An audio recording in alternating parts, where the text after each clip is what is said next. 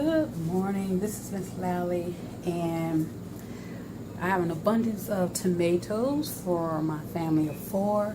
So this is a lot for us, a lot. So I am going to, because I go into what I like to call ant mode this time of year, and I like to start trying to stock stuff up in my freezer for use in the fall and the winter. So these tomatoes I am going to cut up. I have my freezer bags and my marker to note what's in the bag and the date, and got my cutting board and everything. So I am going to rinse all of these tomatoes off. Put them in this strainer so they can get a good washing off.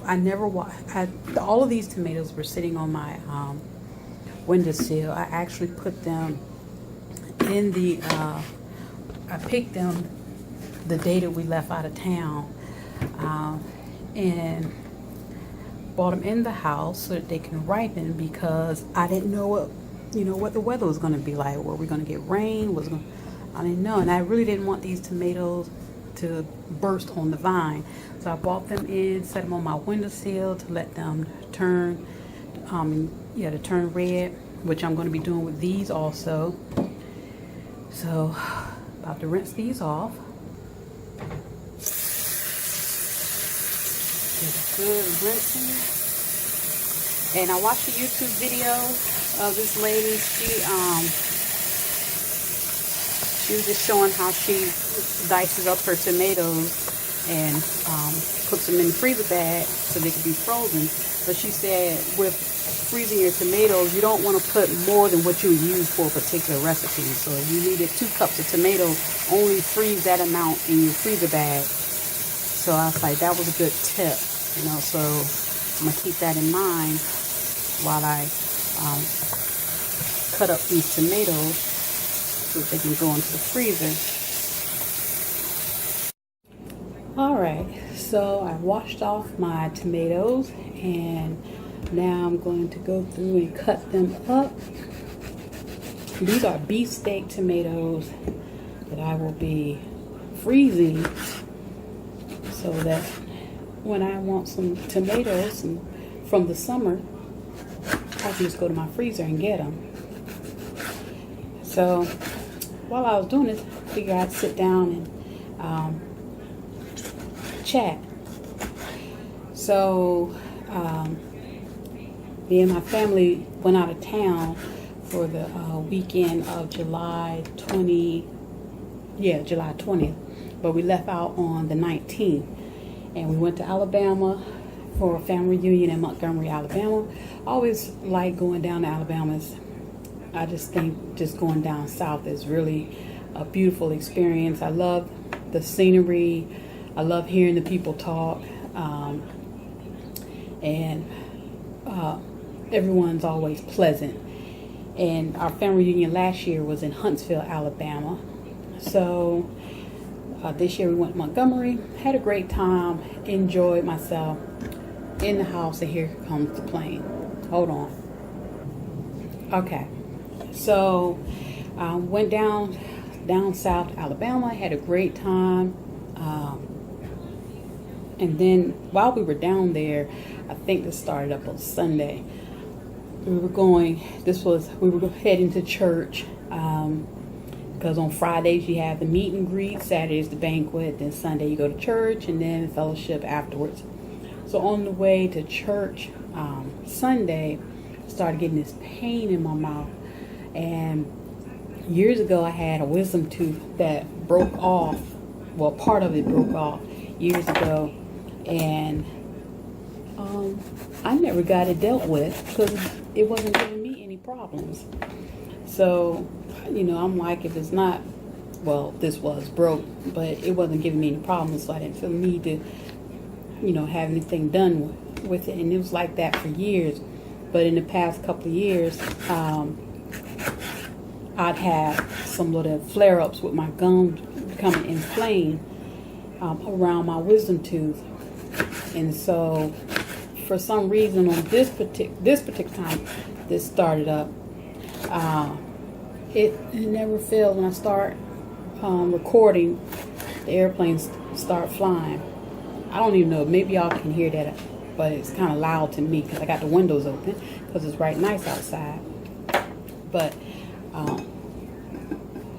over the years, well, I'll say in the last 3 or 4 years, when my gums would flare up, I could deal with it. Orajel. Then I found out about lemon juice, and I put lemon juice, and swelling would go down, go away. But this time on Sunday, the pain was kind of radiating. So I felt like, yeah, I don't know about this. But I had went to the dentist, which I don't like going to the dentist. I went to the dentist not too long ago. And, well, not too long ago, it was like a year or two ago, I would say. And they looked in my mouth, and I knew they were going to automatically say, you need to get that wisdom tooth pulled, because it was broke off. And so I knew this time, I was like, yeah, I might have to get this tooth pulled. So I went to the dentist this week. Today is August 1st. It's August 1st. So I went to the dentist on Tuesday to get my wisdom tooth pulled, because I actually went to the dentist when we got back, and they looked in my mouth, and they was like, yeah, you're going to have to get this pulled because you have an infection in your gums. So they put me on antibiotics. So I've been taking an antibiotic after we got back. And then on Tuesday, this past Tuesday, which was yesterday, I had my wisdom tooth pulled, and I was so worried about it because I was like, oh my God, I'm in pain and whatnot. But it actually came from the time the dentist started. It actually took less than 2 minutes to pop my wisdom tooth out, which I was like, wow. So he gave me a prescription for pain med, and this appointment was at 7:30 in the morning.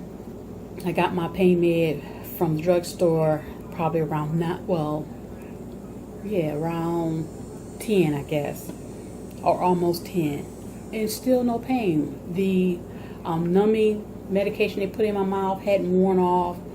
So I was like, well, I'm not going to take the pain med just yet because I'm still numb, and I don't know. I mean, I might be all right.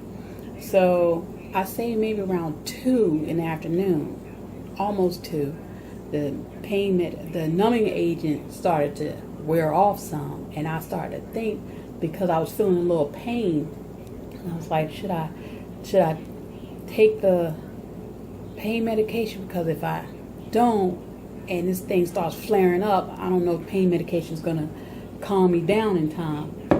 So how much I have in this bowl so far. That's 3 tomatoes. And these are nice firm tomatoes too. Let's keep going. So so now I've cut these up. I got my Ziploc bag, and I'm going to label the Ziploc bag. Come on. And today is August 1st. And cut up tomatoes. That's not right. Tomatoes. I don't have the best handwriting. I'm a lefty. Cut up tomatoes from the garden. All right. Besides, I'm the only one that's gonna be looking at this anyway. And y'all. Okay, let me open this up. Okay.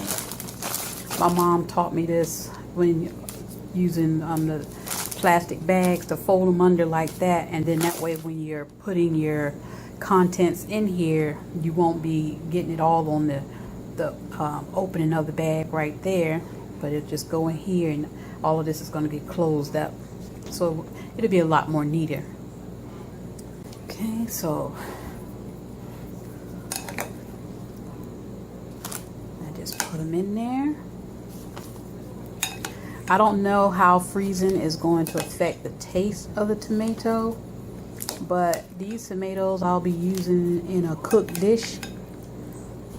You know, what dish, I don't know. But it's just nice to know that I got some tomatoes in the freezer on hand. So that's another nice thing about gardening and growing your own food. And especially when you get out there and experiment with growing a different variety of food, new types of dishes open up to you. And then when, you know, get kind of full, you can kind of roll the bag up some like that. And then keep right on filling your bag up. So based off of that one YouTuber I was looking at, it was just somebody I was just looking about freezing tomatoes. So, and she was saying, you know, just only put in there what you think you would need for a particular recipe.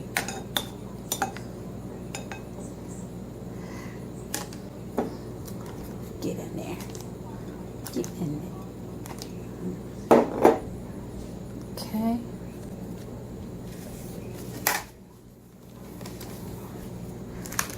And just roll it up. You can close the bag up and get as much air out of it as you can. I've seen Callie Kim do this with a straw. She closed up the bag and then put a straw in to suck all the air out. I've done that a couple of times. Okay, so I just use my two hands to squeeze the air out. So I flatten it out so it can lay flat in the freezer.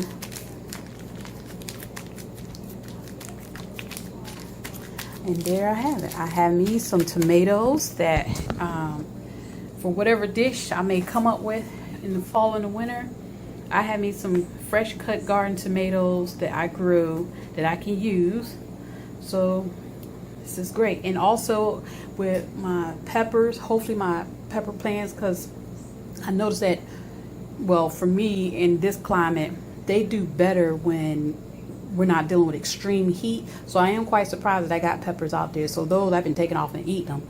But, you know, if I get a better pepper production when the temperatures cool off some, then I'll bring those in. I did this last year, and I cut them up and I flash freeze them in the freezer and then put them in a Ziploc bag. And then I had peppers, frozen peppers, to use over the fall and winter time. They're great to throw into an omelet or whatever type of dish I wanted to use. So I hope my pepper plants will take off again this year, and I can do that again this year.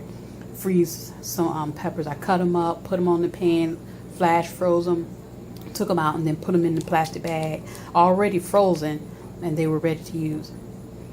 So this is my blueberries that I got from when me and my sister-in-laws went blueberry picking, and I did that with these blueberries. I flash froze the blueberries, and that what that did is allow me to put them all in this bag, and then I can just scoop out what I want because they're not stuck frozen together. They're all still loose from me freezing them all together. I mean, flash freeze them, and then I can put them in the bag and just come in here and scoop out what I want. So that's my video for today. So I done went from this to this. So I hope this helps someone. Somebody putting it on YouTube, it helped me out. So I'm just enjoying the fact of being able to grow all these tomatoes and then be able to have tomatoes to use for whatever recipe, or if you just want to throw a tomato on hamburger or whatever. But I'm excited to be able to do this. So thanks for watching and have a great day.